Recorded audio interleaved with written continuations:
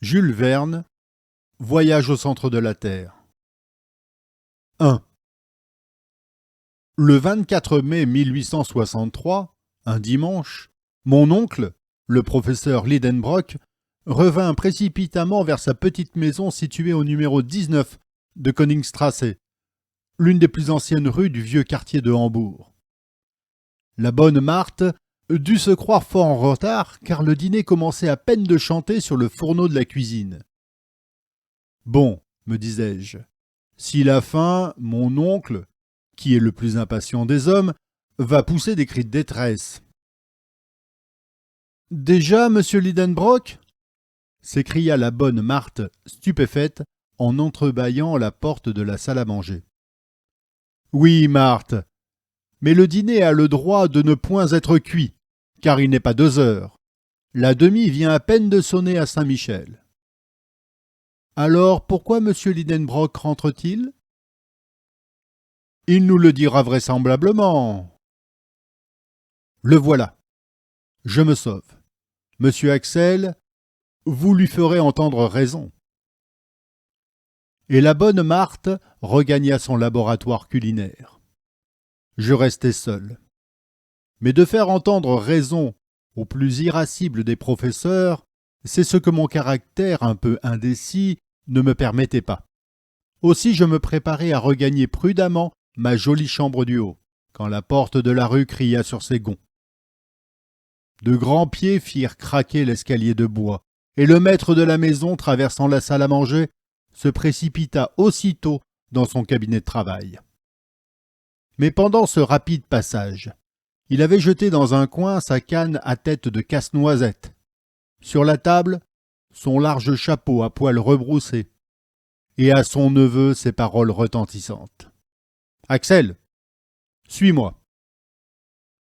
Je n'avais pas eu le temps de bouger que le professeur me criait déjà, avec un vif accent d'impatience.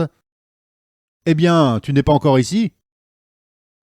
Je m'élançai dans le cabinet de mon redoutable maître. Otto Lidenbrock n'était pas un méchant homme, j'en conviens volontiers. Mais à moins de changements improbables, il mourra dans la peau d'un terrible original.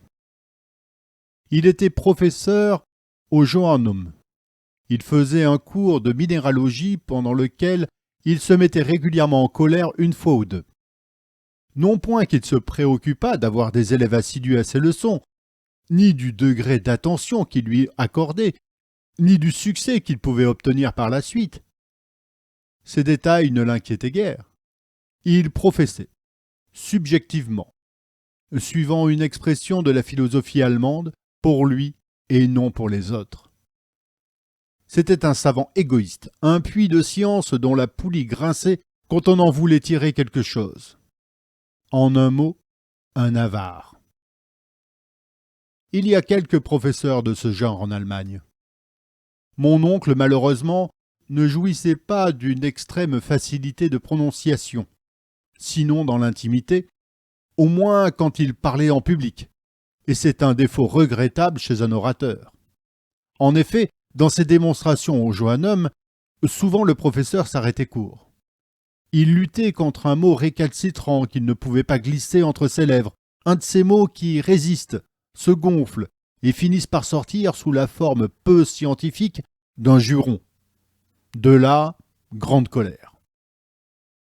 Or, il y a en minéralogie bien des dénominations semi-grecques, semi-latines, difficiles à prononcer, de ces rudes appellations qui écorcheraient les lèvres d'un poète.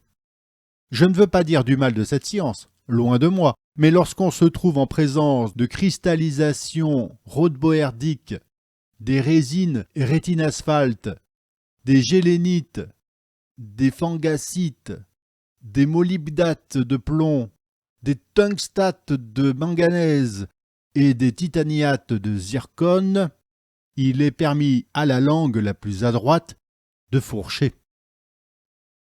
Donc, à la ville, on connaissait cette pardonnable infirmité de mon oncle, et on en abusait et on l'attendait au passage dangereux. Et il se mettait en fureur et on en riait, ce qui n'est pas de bon goût, même pour des Allemands. Et s'il y avait toujours grande affluence d'auditeurs au cours de Lidenbrock, combien les suivaient assidûment qui venaient surtout pour se dérider aux belles colères du professeur.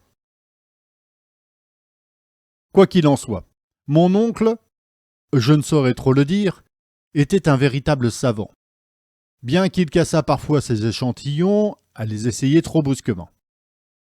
Il joignait au génie du géologue l'œil du minéralogiste.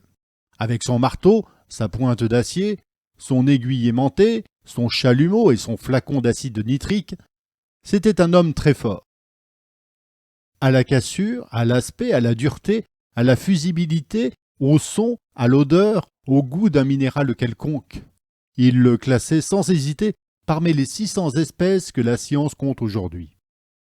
Aussi le nom de Lidenbrock retentissait avec honneur dans les gymnases et les associations nationales. Messieurs Humphrey Davy de Humboldt, les capitaines Franklin et Sabine, ne manquèrent pas de lui rendre visite à leur passage à Hambourg. Messieurs Becquerel, Ebelmen, Brewster, Dumas, Milne-Edwards, Sainte-Claire-Deville aimaient à le consulter sur des questions les plus palpitantes de la chimie. Cette science lui devait d'assez belles découvertes, et en 1853, il avait paru à Leipzig un traité de cristallographie transcendante par le professeur Otto Lidenbrock, grand in-folio avec planche, qui cependant ne fit pas ses frais. Ajoutez à cela que mon oncle était conservateur du musée minéralogique de M. Struve, ambassadeur de Russie, précieuse collection d'une renommée européenne. Voilà donc le personnage qui m'interpellait avec tant d'impatience. Représentez-vous un homme grand, maigre, d'une santé de fer et d'un blond juvénile qui lui ôtait 10 bonnes années de sa cinquantaine. Ses gros yeux roulaient sans cesse derrière des lunettes considérables. Son nez long et mince ressemblait à une lame affilée. Les méchants prétendaient même qu'il était aimanté et qu'il attirait la limaille de fer. Pure calomnie, il n'attirait que le tabac, mais en grande abondance pour ne point mentir. Quand j'aurais ajouté que mon oncle faisait des enjambées mathématiques d'une demi-toise, et si je dis qu'en marchant il tenait ses 2 poings solidement fermés, signe d'un tempérament impétueux, on le connaîtra assez pour ne pas se montrer friand de sa compagnie. Il demeurait dans sa petite maison de Koningstrasse, une habitation moitié bois, moitié brique, à pignon dentelé. Elle donnait sur l'un de ces canaux sinueux qui se croisent au milieu du plus ancien quartier de Hambourg, que l'incendie de 1842 a heureusement respecté.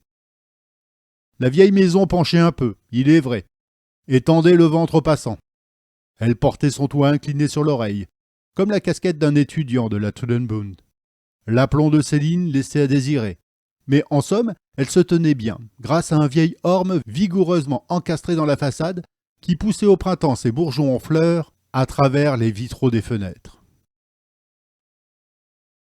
Mon oncle ne laissait pas d'être riche pour un professeur allemand. La maison lui appartenait en toute propriété, contenant et contenu. Le contenu, c'était sa filleule Groben, jeune virlandaise de 17 ans, la bonne Marthe et moi. En ma double qualité de neveu et d'orphelin, je devins son aide préparateur dans ses expériences. J'avouerai que je mordis avec appétit aux sciences géologiques. J'avais du sang de minéralogiste dans les veines, et je ne m'ennuyais jamais en compagnie de mes précieux cailloux. En somme, on pouvait vivre heureux dans cette maisonnette de Koningstrasse, malgré les impatiences de son propriétaire. Car tout en s'y prenant d'une façon un peu brutale, celui-ci ne m'en aimait pas moins. Mais cet homme-là ne savait pas attendre. Il était plus pressé que nature. Quand, en avril, il avait planté dans les pots de faïence de son salon des pieds de réséda et de volubis, chaque matin, il allait régulièrement les tirer par les feuilles afin de hâter leur croissance. Avec un pareil original, il n'y avait qu'à obéir. Je me précipitai donc dans son cabinet.